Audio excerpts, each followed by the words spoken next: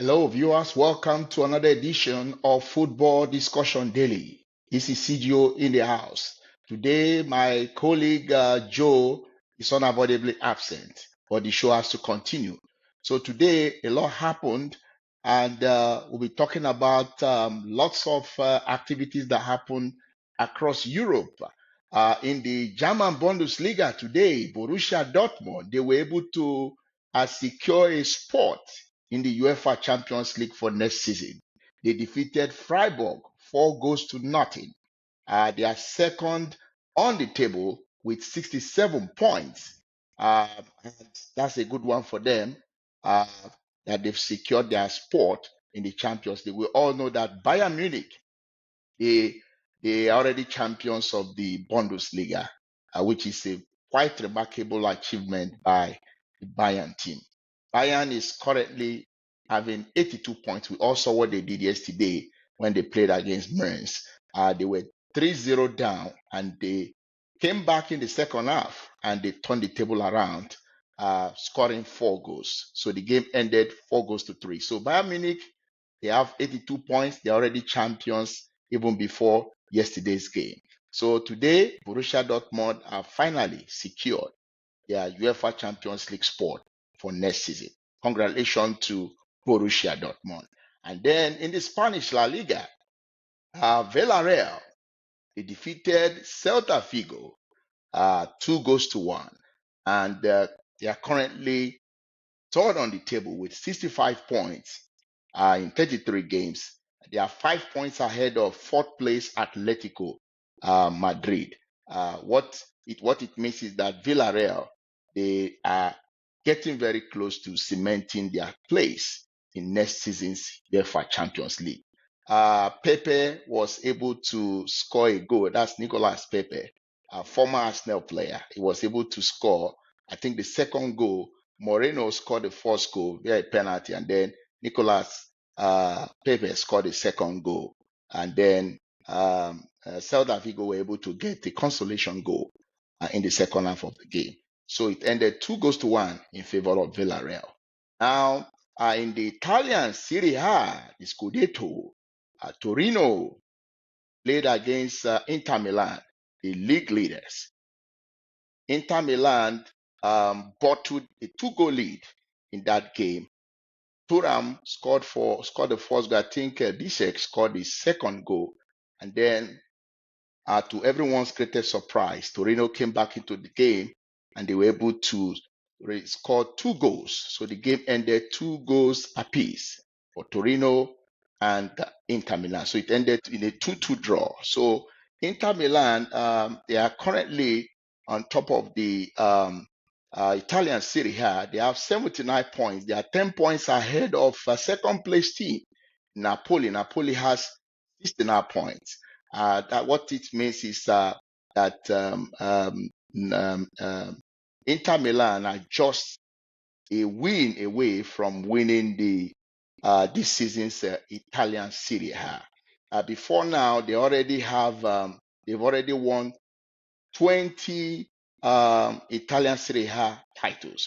So if they win this one, which is most likely to happen, this will be their 21st Italian Serie A. So the last time they won the Italian Serie A was in 2023-2024. So that is about 2 seasons ago. This time around, it's looking very clear that they will end up winning their 21st Scudetto, which is a very good one for Inter Milan. And then in the other game in the Italian Serie A, AC Milan and Juve, it ended all square in that game. So it was a 0-0 draw. AC Milan is third. They are third on the table with 67 points, and then Juve are fourth on the table with 64 points. So it's just 3 points difference between both teams. And the way it's going, we might end up seeing Inter Milan, Napoli, AC Milan, and Juve possibly playing in next year's Champions League. But we still have teams like AS Roma and Como, a team being tutored by Cesc Fabregas, also trying very hard to see how they can get into uh, that group of teams that will be representing the Italian league in the UEFA Champions League. Uh, in the Turkish league, Victor Osimhen, yes, the Nigerian great export. Today, he scored a goal in the very big game in the Turkish league. That was the game between Galatasaray against rivals Fenerbahce. The game ended 3 goals to nothing in favor of Galatasaray.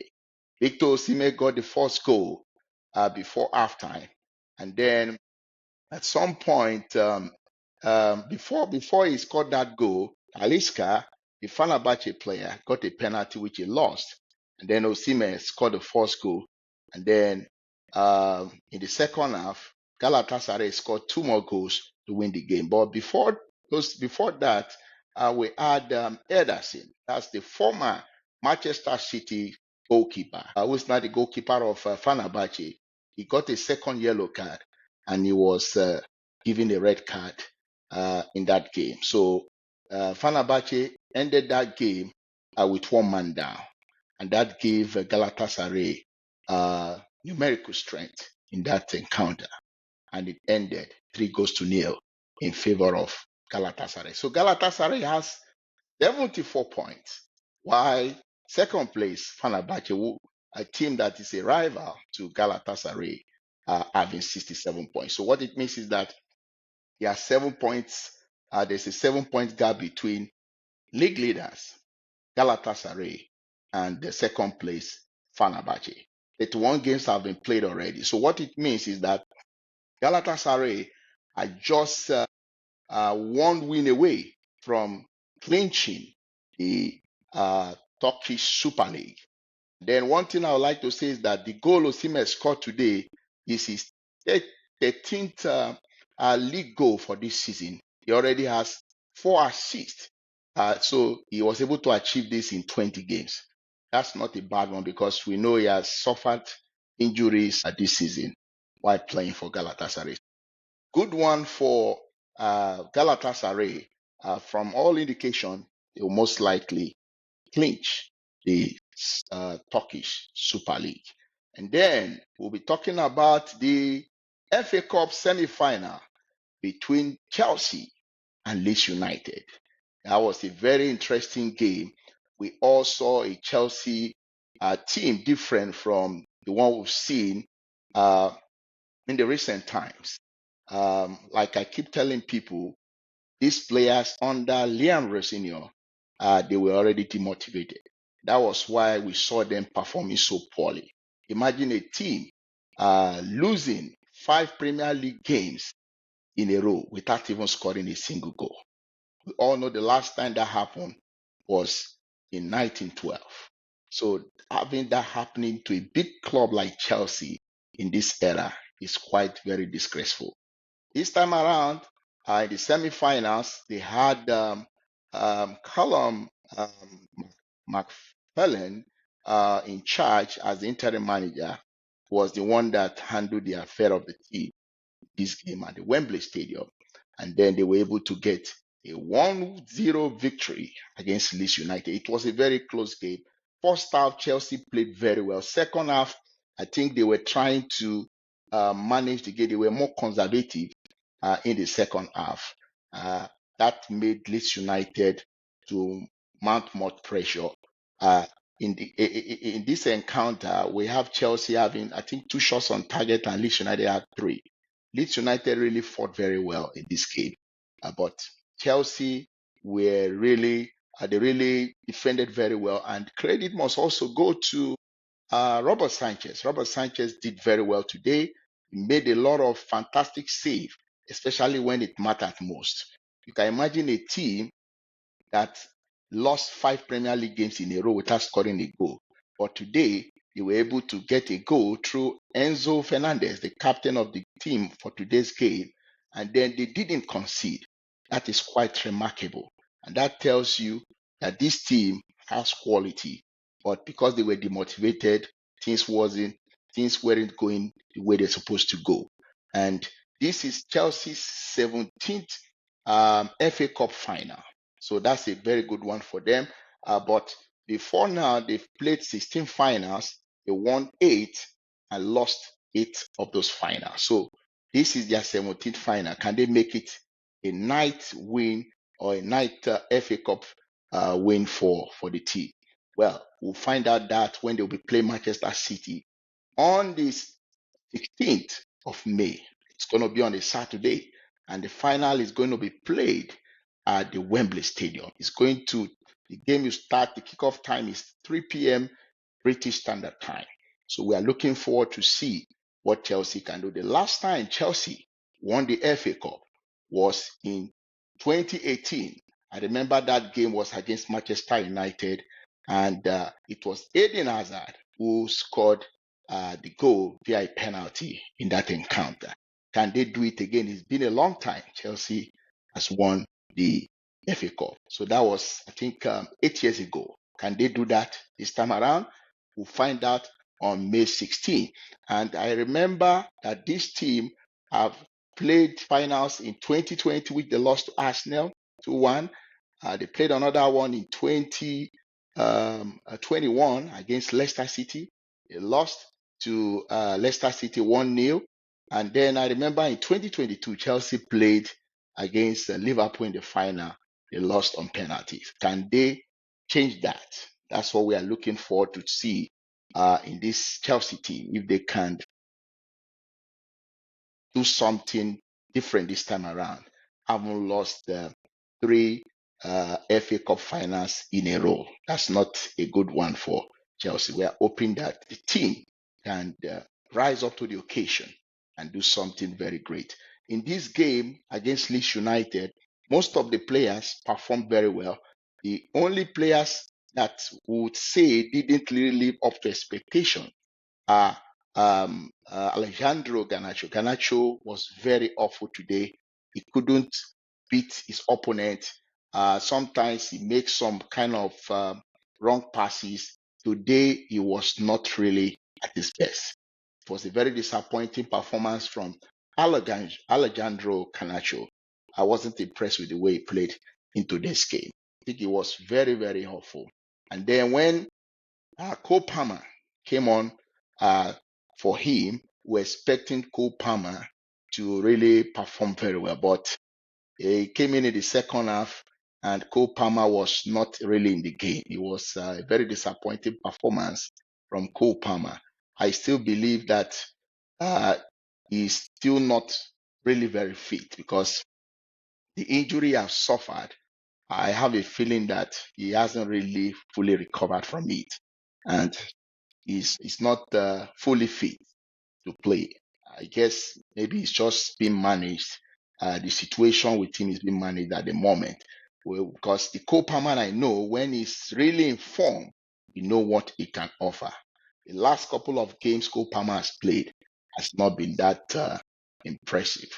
Well, we are hoping that things will get better with him. I know he has talent, he has the quality, and we all witnessed what Cole Palmer has done at Chelsea in the previous season. This season has not been really nice to him, has not really been very favorable for Cole Palmer.